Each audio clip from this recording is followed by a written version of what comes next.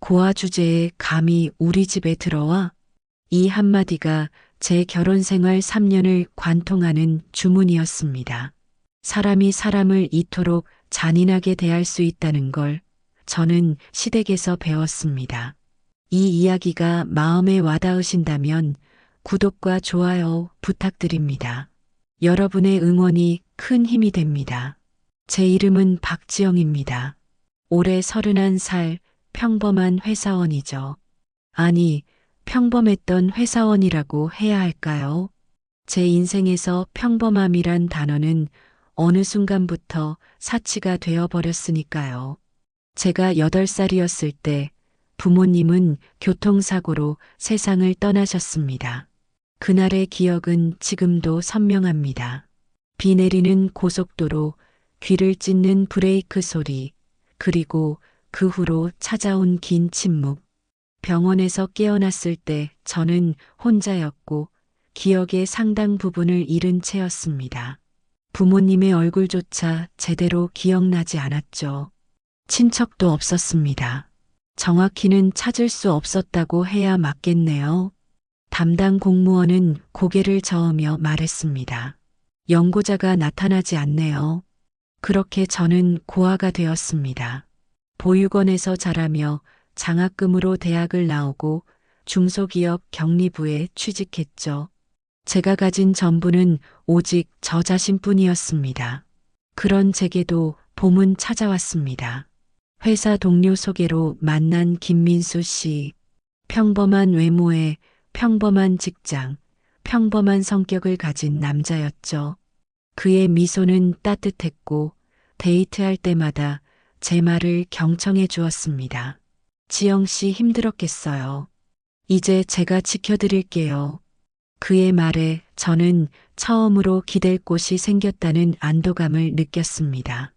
우리는 1년간의 연애 끝에 결혼을 결심했습니다. 민수 씨는 어머니와 단둘이 사는 가정이었어요. 아버지는 그가 20살 때 돌아가셨다고 했죠. 우리 엄마가 좀 까다로운 편이긴 한데 착한 사람이야. 금방 적응할 거야. 민수 씨의 말을 믿었습니다. 첫 인사 자리가 악몽의 시작이었습니다. 어머님, 안녕하세요. 지영이라고 합니다. 저는 정성껏 준비한 선물을 내밀며 허리를 굽혔습니다. 시어머니 되실 분은 선물을 받지도 않고 저를 위아래로 훑어보더니 말했습니다. 그래서 부모님은 뭐 하시는 분들이야? 그게 어릴 적에 돌아가셔서 형제는 없습니다. 친척은 없습니다. 시어머니의 얼굴이 일그러졌습니다. 마치 썩은 음식을 본 듯한 표정이었죠. 아니, 민수야. 내가 여자복이 없어도 유분수지. 고아를 데려온다고? 백도 없고 돈도 없고 이런 애를 며느리로 들릴 수는 없어. 귓가가 윙 울렸습니다. 고아. 그 단어가 무기가 될 수 있다는 걸 처음 알았습니다. 어머니, 그런 말씀 마세요. 지영이는 좋은 사람이에요. 민수 씨가 변호했지만 그의 목소리는 힘이 없었습니다. 시어머니는 코웃음을 쳤죠. 좋은 사람? 결혼은 두 사람만 하는 게 아니야. 집안과 집안이 만나는 거라고. 이 애가 우리한테 뭘 해줄 수 있는데? 혼수는 제대로 장만이나 할 수 있어? 저는 아무 말도 할 수 없었습니다. 그저 고개만 숙인 채 손톱을 물어뜯었죠. 결국 민수 씨의 강경한 태도로 결혼은 성사되었습니다. 하지만 그날 이후 시어머니의 태도는 명확해졌습니다. 저는 환영받지 못하는 며느리였고 그녀의 눈에 저는 아들에게 붙어 먹으려는 거머리였습니다. 결혼식은 초라했습니다. 신부 측 하객은 제 회사 동료 5명이 전부였으니까요. 신랑 측은 넘쳐났죠. 시어머니는 하객들에게 제 소개를 이렇게 했습니다. 우리 며느리요? 뭐, 집안은 변변찮지만 애가 순하고 말 잘 들어서 데려왔어요. 고아라 딱 하기도 하고 말 끝에 붙는 고아라는 수식어. 그것은 동정이 아니라 낙인이었습니다. 신혼집은 시어머니 집 바로 위층이었습니다. 민수 씨는 어머니 가까이 사는 게 효도라고 했죠. 저는 반대하지 못했습니다. 제게 다른 선택지가 있었을까요? 전세 자금도 목돈도 없는 제가 무슨 수로 신혼집을 마련할 수 있었겠습니까? 결혼 일주일 만에 시어머니가 올라왔습니다. 지영아, 너 회사 다니지? 네, 어머님. 그럼 퇴근하고 저녁은 누가 차려? 제가 준비하죠. 민수 씨도 같이 하고요. 시어머니가 코웃음을 쳤습니다. 남자가 무슨 밥을 해? 아래층에서 같이 먹어. 내가 차릴 테니까 너는 설거지하고 청소해. 하지만 어머님, 왜? 싫어? 고아 주제에 시어머니 밥도 못 먹겠다고? 또다시 고아. 그 단어는 저를 무릎 꿇게 만드는 주문이었습니다. 그날부터 제 일과는 지옥이 되었습니다. 오전 7시 출근, 오후 6시 퇴근. 회사에서 집까지는 1시간. 도착하면 7시. 씻을 새도 없이 아래층으로 내려가 시어머니가 차린 밥상 앞에 앉습니다. 하지만 제가 먹을 시간은 없습니다. 지영아, 반찬 더 가져와. 지영아, 물 좀. 지영아, 이거 간이 안 맞는데?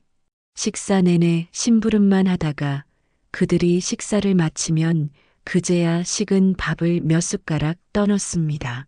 그리고 설거지. 설거지가 끝나면 시어머니 방 청소, 화장실 청소, 걸레질. 고아가 돈도 없이 시집 왔으면 몸으로라도 해야지. 그게 예의 아니겠어? 시어머니의 말은 칼이었습니다. 민수 씨는 어떻게 했냐고요? 그는 소파에 앉아 TV를 보고 있었습니다. 제가 걸레로 마루를 닦는 동안 그는 예능 프로그램을 보며 웃고 있었죠. 여보, 좀 도와줘요. 제가 말하면 그는 난처한 표정을 지었습니다. 지영아, 우리 엄마 원래 저래. 조금만 참아줘. 엄마도 외로워서 그러는 거야. 참으라고. 늘 참으라는 말만 돌아왔습니다. 한 달이 지나고 두 달이 지났습니다. 제 몸무게는 5kg이 빠졌고 눈 밑에는 다크서클이 자리 잡았습니다. 회사에서 동료가 물었죠. 지영 씨, 무슨 일 있어요? 요즘 안색이 너무 안 좋은데. 아니에요. 괜찮아요. 거짓말이었습니다. 전혀 괜찮지 않았습니다. 어느 날 시어머니가 친구들을 집에 초대했습니다. 저녁 6시에 오신다고 했죠. 저는 그날 오후 반차를 내고 집에 왔습니다. 장을 보고 음식을 준비했습니다. 잡채, 갈비찜, 전류, 과일까지 4시간 동안 쉬지 않고 만들었습니다. 손님들이 도착했습니다. 시어머니는 제가 차린 상을 보더니 만족스러운 표정을 지었죠. 저는 안도했습니다. 드디어 인정받는 건가 싶었으니까요. 어머, 음식 정성이 대단하시네요. 손님 한 분이 말했습니다. 그래도 며느리가 해야 할 일은 하니까. 우리 며느리 있잖아요. 고하거든요. 불쌍해서 데려온 건데 그래도 집안일은 제법 하더라고요. 웃음소리가 터져 나왔습니다. 저는 부엌 문틈으로 그 광경을 지켜보고 있었습니다.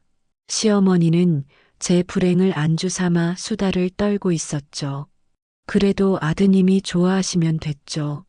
에이, 우리 민수가 뭐 여자 복이 없어서 제대로 된 집안 딸을 만났으면 얼마나 좋았을까. 그날 밤 저는 화장실에서 소리 없이 울었습니다. 변기 뚜껑을 덮고 앉아서 수건으로 입을 막고 흐느꼈죠. 민수 씨는 옆방에서 코를 골고 있었습니다. 이것이 제가 꿈꾸던 결혼이었을까요? 따뜻한 가정을 꿈꿨던 제게 돌아온 것은 모욕과 무시뿐이었습니다. 그렇게 1년이 흘렀습니다. 견딜 수 있다고 생각했습니다. 시간이 지나면 나아질 거라고 믿었죠. 하지만 현실은 더 나빠졌습니다. 시어머니는 제 출퇴근 시간까지 관리하기 시작했습니다. 지영아, 너 오늘 몇 시에 퇴근해? 6시요. 그럼 5시 반에 퇴근해. 오늘 손님 오시거든. 어머님 회사 업무가. 업무? 시어머니 말보다 회사가 중요해. 이래서 고아는 안 된다니까. 집안 어른 공경할 줄을 모르니. 결국 저는 조퇴를 반복했고 회사에서 눈총을 받기 시작했습니다. 상사는 면담을 요청했죠. 박 대리, 요즘 업무 집중도가 떨어지는데 무슨 일 있어요? 죄송합니다. 개인적인 사정이. 개인 사정은 회사 밖에서 해결하세요. 이러면 평가에 반영될 수밖에 없어요. 집에서는 시어머니에게 짓밟히고 회사에서는 무능력자 취급을 받았습니다. 저는 점점 작아졌습니다. 목소리도 표정도 존재감도. 민수 씨에게 더 이상 기대하지 않게 된 것도 이 무렵입니다. 그는 변명만 늘어났으니까요. 지영아, 조금만 더 참아. 엄마 성격 알잖아. 나도 힘들어. 중간에서 어떻게 해야 할지 모르겠어. 왜 나한테만 그래? 나도 스트레스 받는다고. 저는 혼자였습니다. 결혼 전에도 결혼 후에도 어느 비 오는 밤 저는 신랑과 시어머니가 나눈 대화를 엿듣게 되었습니다. 민수야, 너 요새 지영이한테 너무 무관심한 거 아니야? 놀랍게도 시어머니가 먼저 말을 꺼냈습니다. 혹시 제 편을 들어주시는 건가 싶었죠. 제가 뭘 어떡해요. 그래도 처는 처잖아. 완전히 무시하면 나중에 말썽 생겨.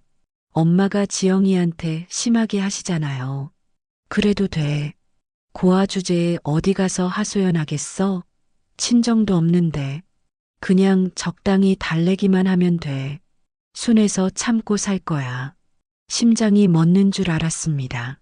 시어머니는 제가 갈 곳이 없다는 것을 알고 있었고 그것을 이용하고 있었던 겁니다. 민수 씨는 뭐라고 대답했을까요? 반박이라도 했을까요? 그렇겠죠. 그 한마디에 제 결혼 생활의 실체가 드러났습니다. 저는 그날 밤 짐을 쌀까 심각하게 고민했습니다. 하지만 갈 곳이 없었습니다. 월세방을 얻을 돈도 기댈 사람도 없었죠. 그래서 참았습니다. 하루하루를 버텼습니다. 그렇게 3년이란 시간이 흘렀습니다. 어느 날 저는 거울 속 제 모습을 보고 놀랐습니다. 생기 없는 눈, 야윈 볼, 꺾인 어깨. 제가 아닌 것 같았습니다. 28배 결혼한 싱싱한 신부는 온데간데 없고 31살에 지친 여자만 남아 있었습니다. 이렇게 살 수는 없어. 마음속으로 되뇌었습니다. 하지만 어떻게 해야 할지 몰랐습니다. 이혼? 고아 출신인 제가 이혼까지 하면 사회에서 어떤 시선을 받을까요? 게다가 경제적으로 독립할 수 있을까요? 그저 버티는 것밖에는 답이 없어 보였습니다. 하지만 운명은 예고 없이 찾아오는 법입니다. 그리고 제 인생을 송두리째 바꿀 진실이 바로 코앞까지 다가와 있었습니다. 결혼 3년 차, 저는 더 이상 사람이 아니었습니다. 시댁의 가사 도우미이자 무시해도 되는 투명인간이었죠. 그런데 더 끔찍한 건 이런 상황이 일상이 되어버렸다는 겁니다. 지영아, 토요일 아침 8시 시어머니의 목소리가 아파트 위층까지 울려 퍼졌습니다. 저는 단잠에서 깨어 황급히 계단을 내려갔습니다. 네, 어머님. 오늘 우리 집에서 친목회 모임 하기로 했어. 12명 온다. 네.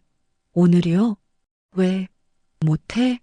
고아가 시어머니 체면 깎으려고 또 시작이었습니다. 저는 한숨을 삼키고 고개를 끄덕였습니다. 아니에요. 준비하겠습니다. 몇 시에 오시는데요? 12시. 4시간 있으니까 충분하지? 충분할 리 없었습니다. 12명분의 음식을 준비하려면 최소 전날부터 장을 봐야 했으니까요. 하지만 저는 대답할 수밖에 없었습니다. 네, 준비하겠습니다. 민수 씨는 옆에서 이불을 뒤집어 쓴 채 자는 척하고 있었습니다. 들은 척도 하지 않았죠. 저는 급히 옷을 입고 마트로 달려갔습니다. 장바구니에 채소와 고기, 과일을 가득 담았습니다.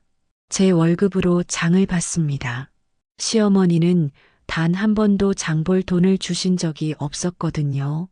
집에 돌아와 쉴 새 없이 음식을 만들었습니다. 잡채, 동그랑땡, 튀김, 전, 샐러드, 과일 플레이팅까지 손이 부르트고 땀이 비 오듯 흘렀지만 멈출 수 없었습니다. 정오가 되자 손님들이 도착했습니다. 시어머니는 화색이 만연한 얼굴로 그들을 맞이했죠. 어서 와요, 언니들. 우리 며느리가 정성껏 준비했어요. 손님들이 상을 보고 감탄했습니다. 어머, 음식 솜씨가 대단하시네요. 며느리 복 터졌네. 요즘 같은 세상에 이렇게 시어머니 말 잘 듣는 며느리가 어딨어? 시어머니가 만족스러운 웃음을 지었습니다. 그래도 우리 며느리가 고아 출신이라 불쌍해서 데려온 거거든요. 집안일은 배운 게 없어서 처음엔 고생 좀 했죠. 순간 식탁의 공기가 무거워졌습니다. 손님들은 미묘한 표정으로 서로를 바라봤고 저는 부엌 문틈에서 그 장면을 지켜보고 있었습니다. 아, 그래서 그렇게 말을 잘 듣는구나. 한 손님이 작게 중얼거렸습니다. 저는 그 말을 또렷이 들었습니다. 그래도 아드님이 좋아하시면 됐죠. 다른 손님이 분위기를 바꾸려 애썼지만 시어머니는 멈추지 않았습니다. 우리 민수가 마흔이 다 되어서야 결혼했잖아요. 제대로 된 집안 딸을 만났으면 벌써 애도 둘은 낳았을 텐데. 이래서 인연이 중요하다니까요. 웃음소리가 터져 나왔습니다. 저는 주먹을 꽉 쥐었습니다. 손톱이 손바닥에 파고들었지만 아프지 않았습니다. 이미 마음이 더 아팠으니까요. 점심 식사가 끝나고 손님들이 돌아갔습니다. 저는 설거지를 하며 눈물을 참았습니다. 그때 시어머니가 부엌으로 들어왔습니다. 지영아. 네, 어머님. 오늘 음식 괜찮았어. 친구들이 다 칭찬하더라. 처음 듣는 칭찬이었습니다. 저는 가슴이 뭉클했습니다. 드디어 인정받는 건가 싶었죠. 감사합니다, 어머님. 그래도 다음부턴 좀 더 신경 써. 과일 플레이팅이 좀 성의 없어 보이더라. 역시 배운 게 없으니까 센스가 떨어지나 봐. 칭찬 뒤에 따라오는 독설. 저는 아무 말도 하지 않았습니다. 할 수 없었습니다. 일주일 후 민수 씨의 고등학교 동창회가 있었습니다. 저도 동반하게 되었죠. 오랜만에 외출이라 저는 마음을 내어 화장을 하고 원피스를 입었습니다. 우와, 민수 형님. 동창들이 반갑게 맞이했습니다. 저도 정중하게 인사를 나눴죠. 형수님 처음 뵙겠습니다. 민수 형이 결혼했다고 했을 때 얼마나 놀랐는지 몰라요. 안녕하세요. 모두 자리에 앉아 옛날 이야기를 나눴습니다. 저는 조용히 웃으며 대화를 듣고 있었죠. 그때 한 친구가 물었습니다. 형수님은 어디 출신이세요? 부모님이 뭐 하세요? 순간 민수 씨의 얼굴이 굳었습니다. 저도 당황했죠. 민수 씨가 먼저 입을 열었습니다. 아, 그게 처가는 좀 복잡해서. 복잡해? 무슨 일 있으세요? 아니, 그냥 집안 사정이 좀 있어서. 민수 씨는 더 이상 말하지 않았습니다. 친구들은 눈치를 챘는지 화제를 돌렸지만 저는 그 순간을 잊을 수 없었습니다. 민수 씨는 제가 고아라는 사실이 부끄러웠던 겁니다. 그래서 친구들에게 떳떳하게 말하지 못했던 거죠. 집으로 돌아오는 차 안은 침묵으로 가득했습니다. 여보, 응, 아까 왜 그렇게 말했어요? 뭘? 제 집안 사정이 복잡하다고. 차라리 솔직하게 말하지 그래요. 민수 씨가 한숨을 쉬었습니다. 지영아, 이해해줘. 친구들 앞에서 어떻게 말해? 내 체면도 있잖아. 그럼 저는요? 제 체면은요? 너도 알잖아. 세상이 어떤지. 고아라고 하면 사람들이 어떻게 볼지. 그래서 저는 평생 숨어 살아야 하는 거예요? 당신 옆에서 왜 이렇게 예민하게 굴어? 나도 힘들다고. 저는 더 이상 말하지 않았습니다. 무슨 말을 해도 소용없다는 걸 깨달았으니까요. 그 뒤로도 비슷한 일들은 계속 반복되었습니다. 시어머니의 칠순 잔치 때였습니다. 친척들이 모두 모였고 저는 주방에서 음식 서빙을 돕고 있었죠. 시어머니의 언니가 물었습니다. 민수처, 친정은 어디야? 시어머니가 대신 대답했습니다. 언니, 우리 며느리 고아예요. 친정이 없어요. 어머, 그럼 혼수는? 당연히 없죠. 빈손으로 왔어요. 친척들이 수군거렸습니다. 저를 보는 눈빛이 동정과 경멸이 섞여 있었죠. 그래도 민수가 장가는 갔네. 나이도 많았는데 뭐 어때? 고아라도. 저는 귀를 막고 싶었습니다. 하지만 그럴 수 없었습니다. 저는 계속 접시를 나르고 물을 따르고 설거지를 했습니다. 민수 씨는 어디에 있었냐고요? 친척 오빠들과 소주를 마시며 웃고 있었습니다. 저를 돌아보지도 않았죠. 잔치가 끝나고 집으로 돌아왔을 때 저는 화장실에서 울었습니다. 소리내어 울지는 않았습니다. 시어머니가 들을까봐 그저 수건으로 얼굴을 덮고 눈물을 쏟아냈죠. 나는 왜 이렇게 살고 있는 걸까? 거울 속 제 모습은 너무나 초라했습니다. 화장이 번지고 눈이 퉁퉁 부어 있었죠. 회사에서도 상황은 나아지지 않았습니다. 시어머니의 요구로 조퇴와 결근이 잦아지자 상사는 저를 불러 경고했습니다. 박 대리, 이번 달에만 조퇴 5번, 결근 2번이에요. 도대체 무슨 일이에요? 죄송합니다. 개인 사정으로 회사 업무를 방해할 수는 없어요. 다른 팀원들한테도 피해가 가잖아요. 다시는 이런 일 없도록 하겠습니다. 이번 달 평가에 반영될 거예요. 승진은 어렵겠네요. 심장이 철렁 내려앉았습니다. 저는 회사에서만큼은 인정받고 싶었습니다. 하지만 그마저도 무너지고 있었죠. 점심시간 동료가 조심스럽게 물었습니다. 지영 씨, 요즘 무슨 일 있어? 안색이 너무 안 좋아. 아니야, 괜찮아. 시댁일?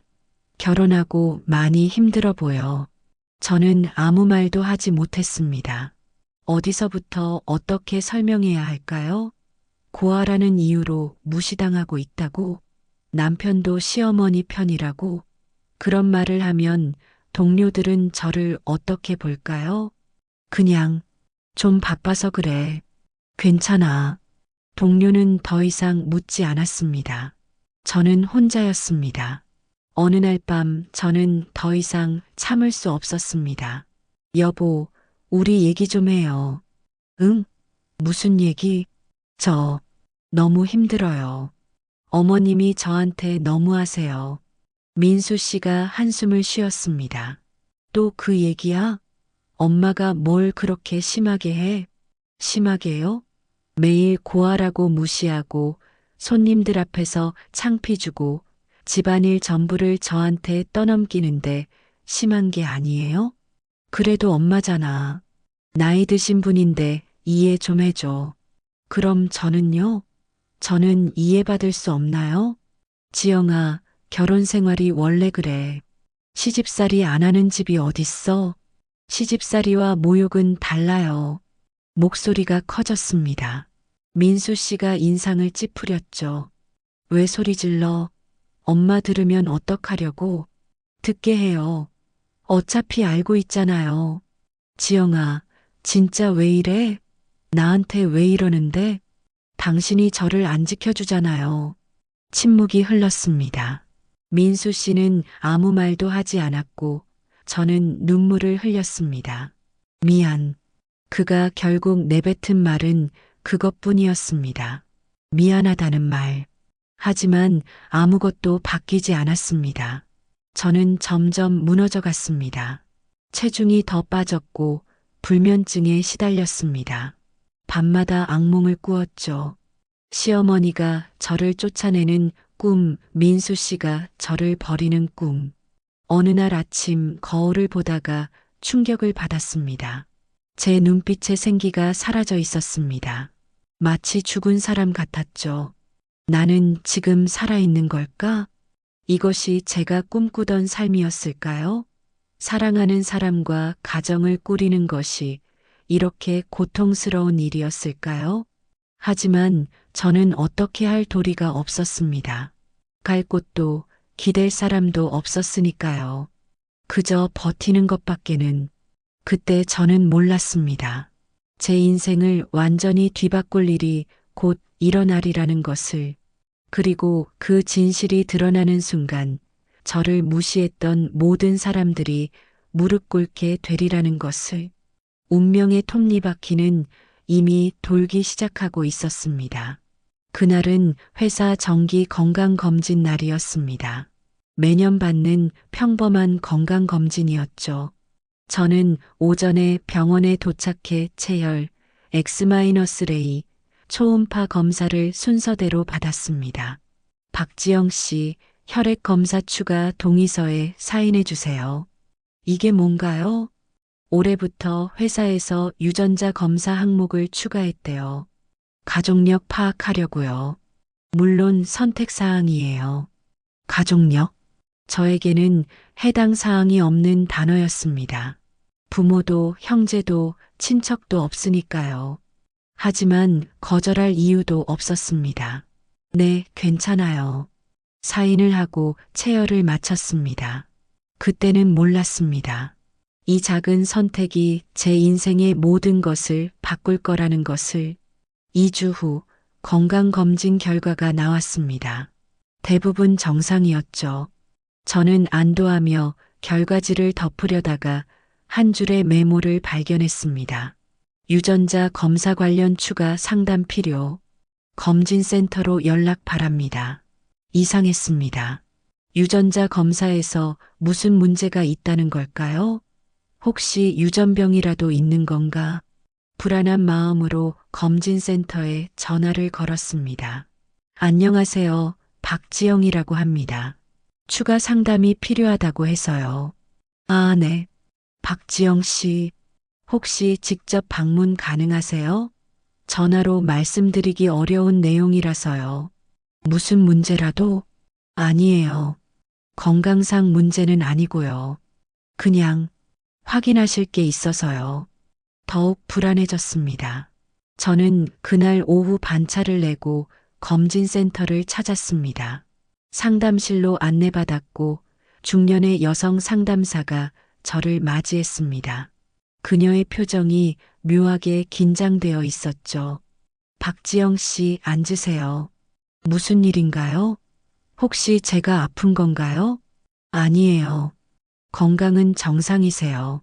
다만 상담사는 잠시 망설이다가 조심스럽게 물었습니다. 박지영 씨, 혹시 본명이 맞으세요? 네. 무슨 말씀이세요? 그러니까 출생 당시의 이름이 박지영이 맞냐는 거예요. 저는 당황했습니다. 저는 고아예요. 어릴 때 사고로 부모님을 잃었고 그때부터 박지영이라는 이름을 써왔어요. 상담사가 심호흡을 했습니다. 그렇다면 실명이 다를 가능성이 있겠네요. 대체 무슨 일인가요? 상담사가 서류 하나를 꺼냈습니다. 박지영 씨의 유전자 정보가 국가 실종자 데이터베이스와 매칭되었어요.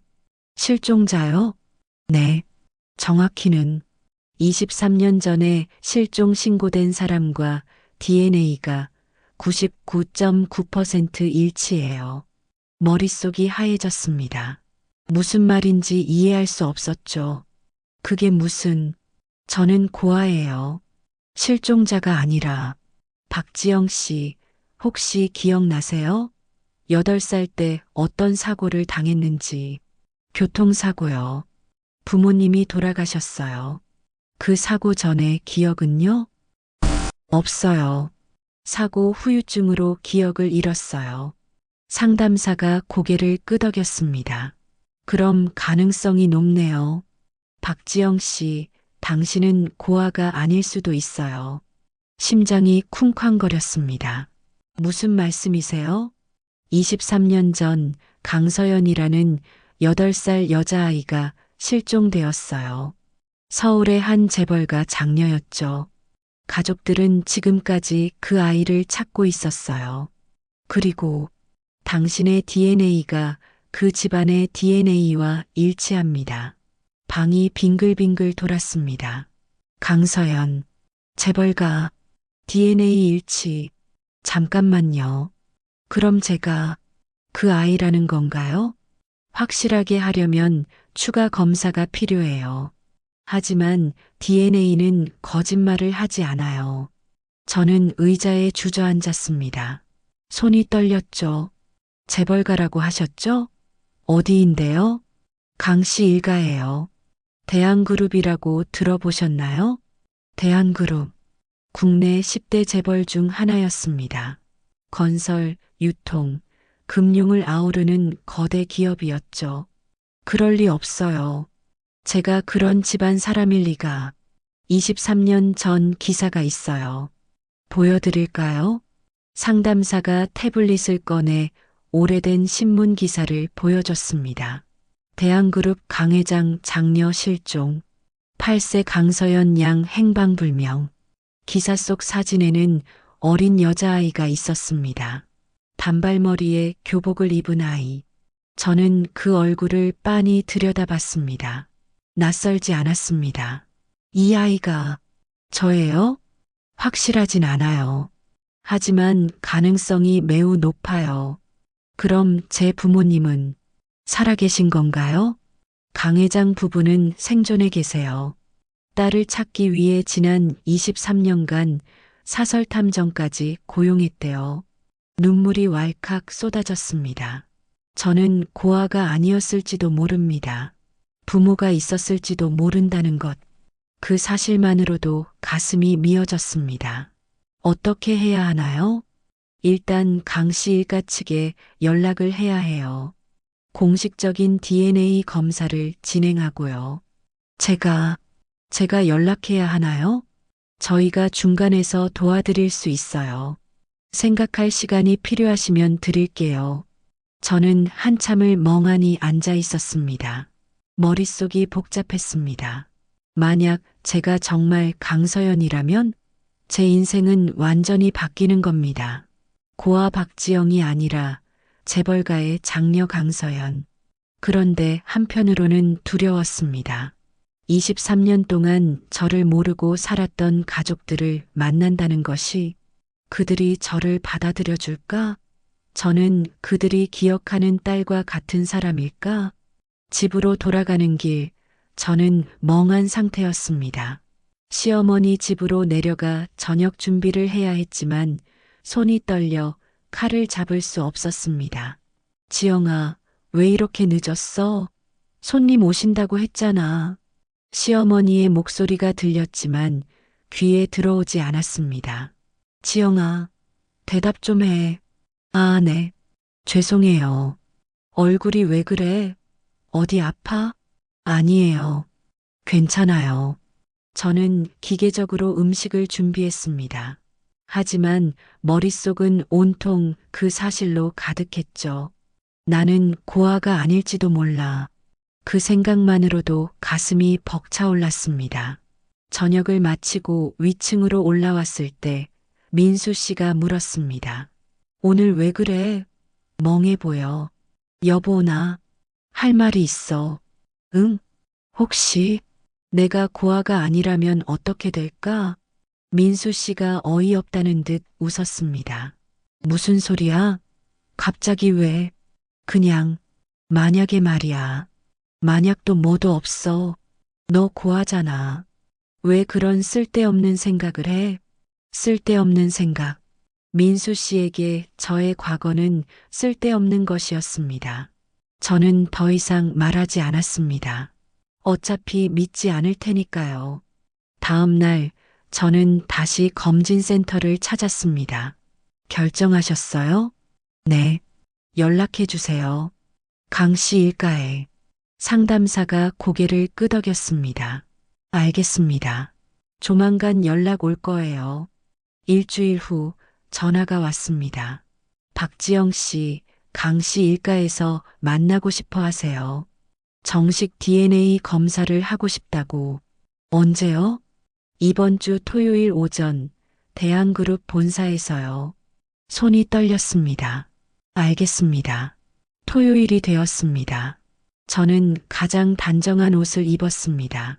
거울을 보니 창백한 얼굴이 보였죠. 정말 내가 강서연일까? 대한그룹 본사는 압도적이었습니다. 63층짜리 빌딩이 하늘을 찌를 듯 솟아 있었죠. 저는 긴장하며 로비로 들어갔습니다. 박지영 씨 맞으세요? 흰 블라우스를 입은 여성이 다가왔습니다. 네, 맞습니다. 이쪽으로 오세요. 엘리베이터를 타고 최상층으로 올라갔습니다. 회장실이 있는 층이었죠. 문이 열리고 넓은 응접실이 나타났습니다. 그리고 그곳에는 두 사람이 앉아 있었습니다. 60대 중반으로 보이는 남성과 여성. 남성은 위험 있는 인상이었고 여성은 우아했지만 눈가에 주름이 깊었습니다. 박지영 씨, 맞나요? 여성이 떨리는 목소리로 물었습니다. 네, 박지영입니다. 그 순간 여성의 눈에서 눈물이 주르륵 흘러내렸습니다. 서연아, 우리 서연이 맞아. 여보, 남성이 여성을 부축했습니다. 하지만 그의 눈도 붉어져 있었죠. 죄송합니다. 너무 놀라서 23년을 기다렸는데 저는 그 광경을 보며 가슴이 뭉클해졌습니다. 이분들이 정말 제 부모일까요? 일단 DNA 검사부터 진행하시죠. 동행한 의료진이 말했습니다. 간단한 구강세포 채취로 검사는 끝났습니다. 결과는 일주일 후에 나옵니다. 하지만 그 자리에 있던 모두가 알고 있었습니다. 이미 답은 정해져 있었습니다. 강 회장이 조심스럽게 입을 열었습니다. 지영 씨, 아니 서연아, 혹시 기억나는 게 있니? 죄송해요. 사고 후유증으로 8살 이전 기억이 거의 없어요.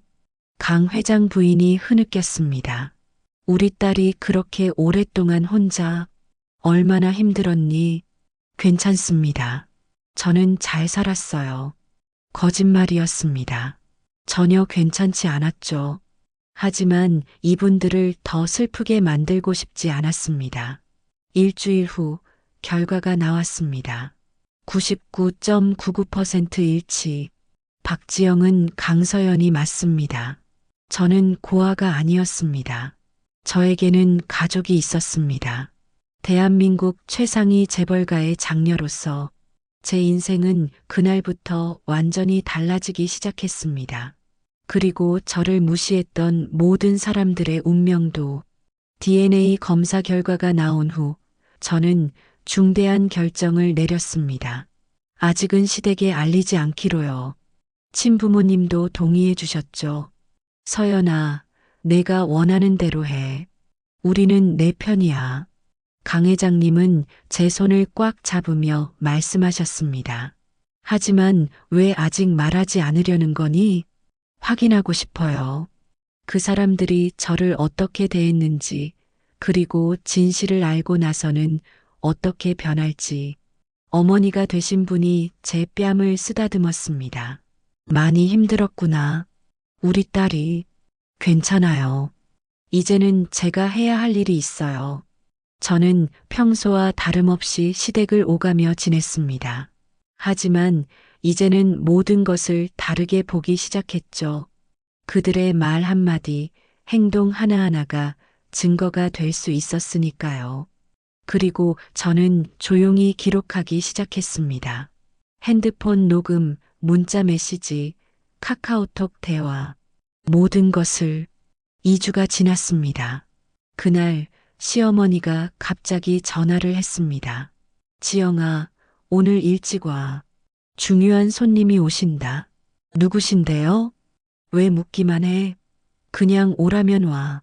저는 한숨을 쉬며 회사에서 조퇴를 냈습니다. 이게 마지막이 될 거라 생각하며요. 집에 도착하니 시어머니가 화들짝 놀란 표정으로 저를 맞았습니다. 어머, 지영아, 너 오늘 왜 이렇게 수수하게 입었어? 옷 좀 바꿔 입어. 네. 아니, 그게 오늘 오시는 분이 좀 중요한 분이셔서 이상했습니다.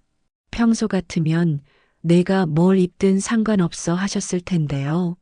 누가 오시는데요? 시어머니가 머뭇거리다가 말했습니다. 그게 대한그룹 쪽 사람이 온대. 심장이 쿵 내려앉았습니다. 대한그룹이요? 응. 우리 민수가 대한그룹이랑 거래를 트려고 하거든. 그쪽 임원이 우리 집에 인사 온대. 거짓말이었습니다. 제가 알기로 민수 씨의 회사는 중소기업이었고 대한그룹과는 아무 접점이 없었죠. 그때 초인종이 울렸습니다. 왔다. 지영아, 문 열어. 제가 문을 열자 낯익은 얼굴이 보였습니다. 대한그룹 비서실장님이었죠. 안녕하십니까? 대한그룹 비서실 김 실장입니다. 어서 오세요. 시어머니의 목소리가 한 옥타브 높아졌습니다. 평소에 그 날카로운 목소리는 온데간데 없었죠. 김 실장이 거실로 들어와 명함을 건넸습니다. 그리고 저를 보더니 미소를 지었습니다. 사모님, 안녕하세요. 아, 네. 시어머니와 민수 씨가 눈이 휘둥그레졌습니다. 사모님이라니요? 이엔 우리 며느린데요. 김 실장이 정중하게 말했습니다. 그래서 사모님이라고 했습니다. 강서연 씨의 남편 되시는 분이 김민수 씨 아닙니까? 강서연이요? 저희 며느리 이름은 박지영인데 아직 말씀 못 드렸나 봅니다. 박지영 씨의 본명은 강서연입니다. 저희 회장님의 따님이시죠. 침묵. 거실이 얼어붙었습니다. 시어머니가 입을 떡 벌린 채 저를 바라봤습니다. 민수 씨도 마찬가지였죠. 뭐라고요? 대한그룹 회장 딸이라고요? 네. 23년 전 실종되셨던 장녀분이십니다. 최근에 DNA 검사로 확인되었죠. 이럴 수가. 시어머니가 휘청거렸습니다. 민수 씨가 황급히 어머니를 부축했죠. 김 실장이 서류 봉투를 꺼냈습니다. 강서연 씨, 아니 사모님, 회장님께서 전화라고 하셨습니다. 앞으로 필요한 건 뭐든 말씀하시라고요. 그리고 이건 당장 쓰실 수 있는 카드입니다. 검은색 카드였습니다. 한도 제한이 없는 그 유명한 블랙카드. 감사합니다. 저는 담담하게 카드를 받았습니다. 시어머니와 민수 씨는 그 광경을 넋 놓고 바라보고 있었죠. 김 실장이 떠난 후 거실은 여전히 침묵이었습니다. 지영아. 시어머니가 떨리는 목소리로 불렀습니다. 네, 어머님. 이게 대체 무슨 일이니? 너 정말 대한그룹 회장 딸이야? 네. 최근에 알게 됐어요. 그럼 왜 진작 말하지 않았어? 시어머니의 목소리가 커졌다가 이내 다시 작아졌습니다. 이제는 함부로 대할 수 없다는 걸 깨달은 거죠. 말씀드릴 타이밍이 없었어요. 민수 씨가 다가왔습니다. 지영아, 아니 서연아. 이게 대체. 저도 혼란스러워요. 갑자기 이렇게 됐으니까. 그럼 우리가 재벌가 사돈이 된 거야? 시어머니의 눈이 반짝였습니다. 충격보다는 기대감이 더 컸던 거죠. 그날 이후 시댁의 태도는 180도 바뀌었습니다. 다음 날 아침 시어머니가 직접 위층으로 올라왔습니다. 평소 같으면 호출했을 텐데요. 서연아, 일어났니? 서연이라는 이름으로 부르기 시작했습니다. 네, 어머님. 어제 깜짝 놀랐네. 우리 며느리가 재벌가 딸이었다니. 어머니가 그동안 몰라봤구나. 괜찮아요. 아침은 먹었어? 내가 미역국 끓였는데 먹을래? 평소 같으면 지영아, 아침 차려. 였을 텐데, 이제는 본인이 직접 끓였다고 합니다. 아니에요, 괜찮아요. 에이, 그래도 먹어야지. 우리 서연이 요즘 많이 힘들었을 텐데. 우리 서연이 며칠 전까지만 해도 고아 주제라고 했던 그 입으로 저는 미소를 지었습니다. 차갑게 감사합니다, 어머님. 그럼 조금 있다가 내려갈게요. 그래, 그래. 천천히 해. 시어머니가 나간 후 민수 씨가 말했습니다. 지영아, 엄마가 많이 놀라셨나 봐. 태도가 완전히 달라졌네. 그렇네요. 우리 이제 어떻게 되는 거야? 무슨 말씀이세요? 재벌가 사위가 된 거잖아. 나도 뭔가 해야 하는 거 아니야? 민수 씨의 눈빛이 달라져 있었습니다. 욕심이 가득했죠. 여보는 하던 일 하시면 돼요. 그게 아니라 장인어른 회사에 들어갈 수도 있는 거 아니야? 그건 여보가 결정할 일이 아니에요. 뭐, 아버님이 결정하실 일이죠. 민수 씨의 표정이 굳었습니다. 하지만 더 이상 따지지 못했습니다. 제 뒤에 대한그룹이 있다는 걸 알았으니까요. 일주일 후 시어머니가 친목회를 다시 열었습니다. 이번엔 이전보다 2배는 많은 사람들이 왔죠. 언니들, 우리 며느리 소개할게요. 시어머니의 목소리가 들떠 있었습니다. 다들 아시겠지만 우리 며느리가 대한그룹 회장 딸이에요. 강서연. 혹시 뉴스 보셨어요? 23년 만에 찾은 실종된 딸. 어머, 정말이요? 대박. 그럼 사돈이. 그렇죠. 강 회장이 우리 사돈이에요. 시어머니는 자랑스럽게 말했습니다. 몇 주 전 같은 사람이 아니었죠. 그래도 우린 처음부터 서연이가 특별하다는 걸 알았어요. 그래서 며느리로 받아들인 거고, 배경이 어떻든 사람됨이 좋으니까 거짓말이었습니다. 명백한 거짓말. 저는 부엌에서 그 대화를 녹음하고 있었습니다. 에이, 그래도 솔직히 말해봐요. 고아인 줄 알았을 땐 어떻게 생각했어요? 한 손님이 장난스럽게 물었습니다. 시어머니가 잠시 당황하더니 웃으며 말했습니다. 그때도 예뻐했죠.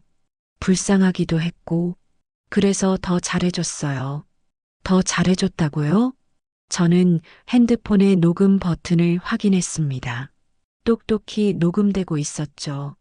점심 식사 후 손님들이 돌아갔습니다. 시어머니가 제게 다가왔습니다. 서연아, 오늘 우리 친구들이 내 칭찬을 엄청 하더라. 그래요? 응. 다들 부러워했어. 이런 며느리 어디서 구하냐고. 어머님, 제가 여쭤봐도 될까요? 그래, 뭐든 물어봐. 며칠 전까지만 해도 저를 고아라고 무시하셨잖아요. 시어머니의 얼굴이 굳었습니다. 그게 손님들 앞에서 제가 불쌍하다고 백도 없다고 하셨죠. 서연아, 그건 오해야. 내가 그런 뜻으로. 녹음 파일 다 있어요. 뭐, 어머님이 저한테 하신 말씀들 전부 녹음했어요. 손님들한테 하신 말씀도요. 시어머니의 얼굴이 새하얘졌습니다. 왜 그런 걸 녹음했어? 혹시 몰라서요. 필요할 수도 있으니까. 서연아, 우리 가족 아니야? 왜 그런 짓을? 가족이라고요? 저는 차갑게 웃었습니다. 가족이 이렇게 대하나요? 매일 고아라고 무시하고 집안일 전부 떠넘기고 손님들 앞에서 창피 주는 게 가족이에요? 그건 내가 잘못했어. 정말 미안해. 이제 와서 미안하다고요? 제가 재벌가 딸이니까 미안한 거죠? 시어머니는 아무 말도 하지 못했습니다. 당신도 마찬가지예요. 저는 민수 씨를 향해 돌아섰습니다. 당신은 저를 한 번도 지켜준 적이 없어요. 엄마가 저를 구박해도 원래 그래라고만 했죠. 친구들 앞에서는 제가 고아라는 게 부끄러워서 숨기고, 지영아, 나도 이제는 대한그룹 사위가 되고 싶어서 꼬리를 치고 있죠. 민수 씨의 얼굴이 붉어졌습니다. 무슨 말을 그렇게 해? 사실이잖아요. 장인어른 회사에 들어가고 싶다고 했죠? 제가 재벌가 딸이 아니었으면 그런 말 했을까요? 그건 전부 녹음했어요. 여보의 말도, 어머님의 말도, 제가 재벌가 딸이라는 걸 알고 난 후의 태도 변화, 모든 것을. 거실이 조용해졌습니다. 왜 그러는 거야? 우린 가족이잖아. 시어머니가 떨리는 목소리로 말했습니다. 가족이라면 처음부터 가족처럼 대했어야죠. 저는 가방을 들었습니다. 앞으로 어떻게 될지는 두고 보세요. 전 이제 진짜 가족한테 가려고요. 서연아, 시어머니가 제 팔을 잡았습니다. 제발 우리 용서해줘. 내가 잘못했어. 다시는 그러지 않을게. 용서요? 저는 그녀의 손을 뿌리쳤습니다. 어머님은 제가 고아였을 때는 용서하지 않으셨잖아요. 작은 실수도 용납하지 않으셨죠. 그런데 이제는 왜 저한테 용서를 구하세요? 그건 제가 재벌가 딸이라서죠. 제 뒤에 대한그룹이 있어서요. 시어머니는 고개를 숙였습니다. 부정할 수 없었으니까요. 한 가지만 알아두세요. 사람을 돈이나 배경으로 판단하면 그 대가는 반드시 치르게 돼 있어요. 저는 집을 나섰습니다. 뒤에서 시어머니의 흐느끼는 소리가 들렸지만 돌아보지 않았습니다. 운전기사가 대기하고 있던 차에 올라탔습니다. 친아버지가 보내주신 차였죠. 사모님, 어디로 모실까요? 본가로 가주세요. 알겠습니다. 차가 출발했습니다. 저는 창밖을 바라보며 생각했습니다. 이제 시작입니다. 진짜 복수는 이제부터죠. 그들이 저에게 했던 모든 것, 세상이 알게 될 겁니다. 그리고 대가를 치르게 될 거예요. 본가로 돌아온 저를 부모님은 따뜻하게 맞아주셨습니다. 서연아, 많이 힘들었지? 어머니가 제 손을 꼭 잡았습니다. 23년 만에 찾은 딸의 손을. 괜찮아요, 어머니. 이제는 제가 할 일을 해야죠. 아버지가 서재로 저를 불렀습니다. 서연아, 내가 원하는 대로 하거라. 우리가 뒤를 봐줄게. 감사합니다, 아버지. 그런데 정말 괜찮겠니? 법적으로 대응하는 건 쉽지 않아. 괜찮아요. 제가 모은 증거들이 있어요. 저는 핸드폰을 꺼내 녹음 파일들을 보여드렸습니다. 3년간 모은 시어머니의 모욕, 무시, 구박의 기록들, 그리고 제가 재벌가 딸이라는 걸 안 후 급변한 태도까지. 아버지의 표정이 굳어졌습니다. 이 사람들이 우리 딸한테 이렇게. 이제는 세상이 알아야 해요. 사람을 배경으로 판단하는 게 얼마나 잘못된 건지. 알겠다. 법무팀을 동원하마. 일주일 후 저는 기자회견을 열었습니다. 대한그룹 본사 1층 컨퍼런스홀. 수십 명의 기자들이 모여 있었습니다. 23년 만에 찾은 재벌가 딸의 기자회견이라니 관심이 집중될 수밖에 없었죠. 안녕하십니까. 대한그룹 강 회장의 딸 강서연입니다. 플래시가 터졌습니다. 많은 분들이 궁금해하실 거예요. 어떻게 23년 만에 가족을 찾았는지, 그동안 어떻게 살았는지, 저는 천천히 제 이야기를 시작했습니다. 8살에 사고를 당하고 기억을 잃고 고아로 살아온 이야기, 그리고 결혼 후 겪은 일들. 저는 3년 전 결혼했습니다. 평범한 남자와요. 그런데 시댁에서 저를 고아라는 이유로 무시하고 구박했습니다. 기자들이 웅성거렸습니다. 손님들 앞에서 고아 출신, 백도 없는 애라고 말했죠. 매일 집안일을 전부 떠넘기며 고아 주제에 몸으로라도 해야지라고 했습니다. 한 기자가 손을 들었습니다. 그런 증거가 있습니까? 네, 있습니다. 저는 준비한 자료를 공개했습니다. 녹음 파일, 문자 메시지, 카카오톡 대화. 모든 것이 프로젝터에 투사되었죠. 시어머니의 목소리가 회의장에 울려 퍼졌습니다. 고아가 돈도 없이 시집 왔으면 몸으로라도 해야지. 이래서 고아는 안 돼. 집안 어른 공경할 줄 모르니. 제대로 된 집안 딸을 만났으면 얼마나 좋았을까. 기자들의 표정이 굳어졌습니다. 그런데 제가 재벌가 딸이라는 사실이 밝혀지자 태도가 180도 바뀌었습니다. 이번에는 진실이 밝혀진 후에 녹음이 나왔습니다. 우리 서연이 요즘 많이 힘들었을 텐데, 우린 처음부터 서연이가 특별하다는 걸 알았어요. 그때도 예뻐했죠. 불쌍하기도 했고, 그래서 더 잘해줬어요. 회의장이 술렁였습니다. 보십시오. 같은 사람, 같은 입에서 나온 말입니다. 단지 제 배경이 바뀌었다는 이유만으로요. 저는 카메라를 똑바로 바라봤습니다. 사람을 돈과 배경으로 판단하는 순간 그 인생은 이미 망하기 시작한 겁니다. 오늘 이 자리는 그런 사람들에게 경고하기 위해 마련했습니다. 기자회견 영상은 삽시간에 퍼져나갔습니다.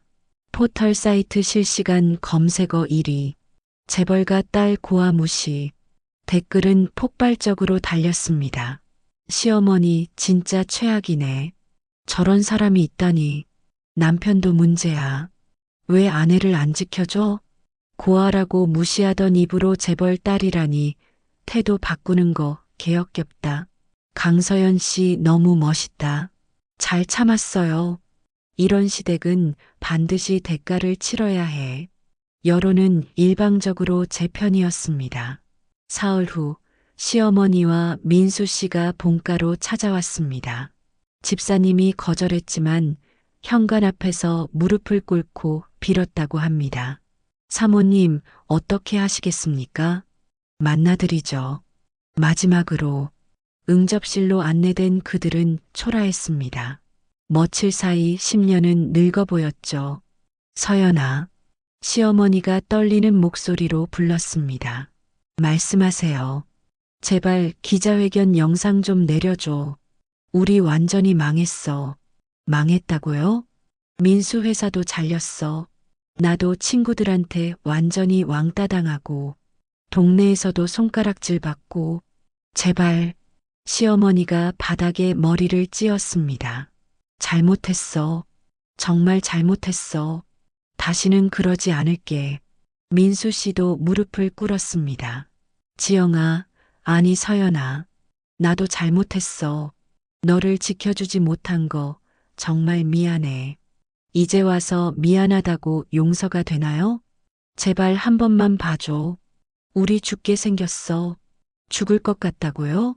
저는 차갑게 웃었습니다. 전 3년 동안 매일 죽고 싶었어요. 매일 밤 눈물로 베개를 적셨죠. 그때 어머님은 뭐라고 하셨죠? 고아 주제에 시집이라도 온 게 어디야라고 하셨잖아요. 그건 내가 잘못 생각했어. 잘못 생각한 게 아니에요. 본심이었죠. 제가 힘없는 고아라서 함부로 대한 거예요. 시어머니는 고개를 들지 못했습니다. 여보도 마찬가지예요. 저는 민수 씨를 봤습니다. 당신은 한 번도 저를 진심으로 사랑한 적 없죠. 그냥 나이 들어서 결혼이나 하자는 심정이었잖아요. 그러다 제가 재벌가 딸이 되니까 장인 회사에 들어가고 싶어 하고, 아니야. 나는 너를. 녹음 파일 다 있어요. 거짓말하지 마세요. 민수 씨가 입을 다물었습니다. 궁금하지 않으세요? 제가 왜 이렇게까지 하는지. 복수하려는 게 아니에요. 교육하려는 거예요. 교육? 네. 사람을 배경으로 판단하면 안 된다는 것. 고아든 재벌가 딸이든 사람은 똑같은 존엄을 가진 존재라는 것. 그걸 세상에 알리려는 거예요. 저는 서류 봉투를 꺼냈습니다. 이혼 합의서예요. 서명하세요. 이혼? 당연하죠. 더 이상 당신들과 가족일 이유가 없어요. 민수 씨가 서류를 받아들었습니다. 손이 떨리고 있었죠.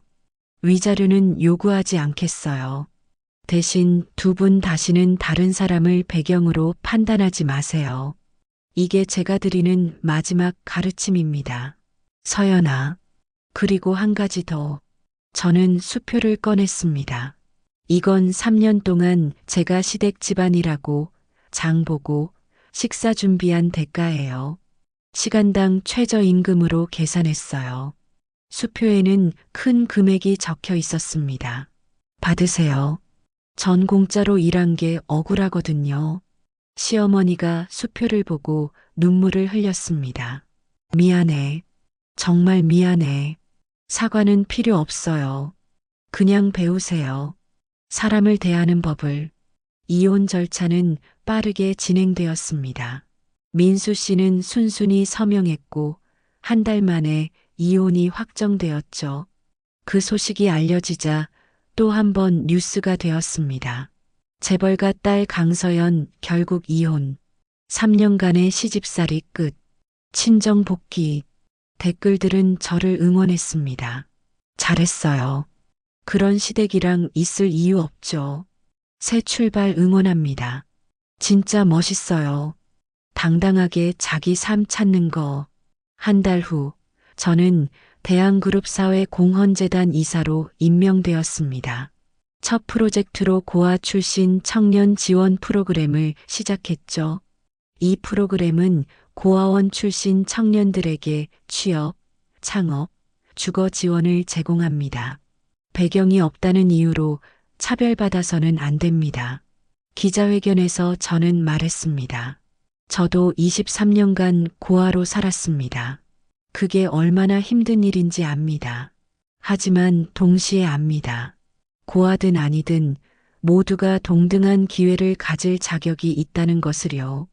박수가 터져 나왔습니다. 6개월 후 우연히 거리에서 시어머니를 마주쳤습니다. 그녀는 훨씬 초라해져 있었습니다. 머리는 희끗희끗했고 옷차림도 수수했죠. 서연아, 어머님, 잘 지내니? 네, 잘 지내요. 나는 많이 반성했어. 정말로. 시어머니의 눈빛이 진심으로 보였습니다. 요즘은 동네 복지관에서 봉사활동해. 고아원도 가고 내가 얼마나 잘못 살았는지 깨달았어. 다행이네요. 너한테 정말 미안해. 용서는 못 받아도 그냥 미안하다는 말하고 싶었어. 저는 잠시 망설이다가 고개를 끄덕였습니다. 어머님도 건강하세요. 고마워, 서연아. 그녀가 떠나는 뒷모습을 보며 저는 생각했습니다. 사람은 변할 수 있다고 진심으로 반성한다면요. 1년 후 저는 새로운 사람을 만났습니다. 사회공헌 프로젝트를 함께하는 NGO 대표였죠. 그는 제 배경을 알았지만 그것에 관심이 없었습니다. 그저 저라는 사람 자체를 봤죠. 서연 씨는 참 따뜻한 사람이에요. 그래요? 네. 남을 돕는 일을 할 때 가장 행복해 보여요. 그의 말에 저는 미소 지었습니다. 누군가 제 본질을 봐준다는 게 이렇게 행복한 일인지 처음 알았습니다. 부모님 집 거실에서 저는 가족들과 저녁을 먹었습니다. 서연아, 요즘 많이 웃는다. 어머니가 말씀하셨습니다. 그래요? 응. 예전에는 어딘가 슬퍼 보였는데 이제는 정말 행복해 보여. 저도 그래요, 어머니. 진짜로 행복해요. 아버지가 제 머리를 쓰다듬었습니다. 고생 많았다, 우리 딸. 아니에요. 이제는 괜찮아요. 그날 밤 저는 일기를 썼습니다. 23년간 고아로 살았고 3년간 무시당하며 살았다. 하지만 이제는 안다. 나는 누구의 딸이든 누구의 며느리든 상관없이 나 자신으로 충분히 가치 있는 사람이라는 것을, 그리고 그것을 세상에 증명했다. 2년 후 저는 결혼식을 올렸습니다. NGO 대표였던 그와요. 결혼식장에는 많은 사람들이 왔습니다. 친부모님, 친척들, 회사 동료들, 그리고 제가 도왔던 고아원 출신 청년들도 왔죠. 축하해요, 서연 씨. 언니 덕분에 제가 여기까지 왔어요. 그들의 밝은 얼굴을 보며 저는 깨달았습니다. 제가 겪은 고통이 헛되지 않았다는 것을요. 식이 끝나고 저는 부케를 던졌습니다. 한 여성이 받았는데 바로 고아원 출신으로 제 프로그램을 통해 취업에 성공한 친구였죠. 언니, 저도 언니처럼 행복해질 수 있을까요? 당연하지. 넌 충분히 행복할 자격이 있어. 그녀가 울먹이며 저를 안았습니다. 그날 저는 확신했습니다. 사람의 가치는 배경이나 돈이 아니라 그 사람 자체에서 나온다는 것을, 그리고 그것을 믿고 살아가는 사람들이 결국 진짜 행복을 찾는다는 것을요. 사람을 돈이나 배경으로 판단하는 순간 그 인생은 이미 망하기 시작한 겁니다. 이 말을 저는 평생 잊지 않을 겁니다. 그리고 이 진실을 많은 사람들에게 전하며 살아갈 것입니다. 제 이야기는 여기서 끝입니다. 하지만 세상에는 여전히 배경과 돈으로 차별받는 사람들이 많습니다. 그들에게 이 이야기가 작은 위로가 되길 바랍니다. 당신은 당신 자체로 충분히 가치 있는 사람입니다. 이 이야기가 여러분에게 위로와 용기가 되었길 바랍니다. 구독과 좋아요로 응원해 주시면 더 많은 이야기로 찾아뵙겠습니다. 여러분 모두 행복하세요. 감사합니다.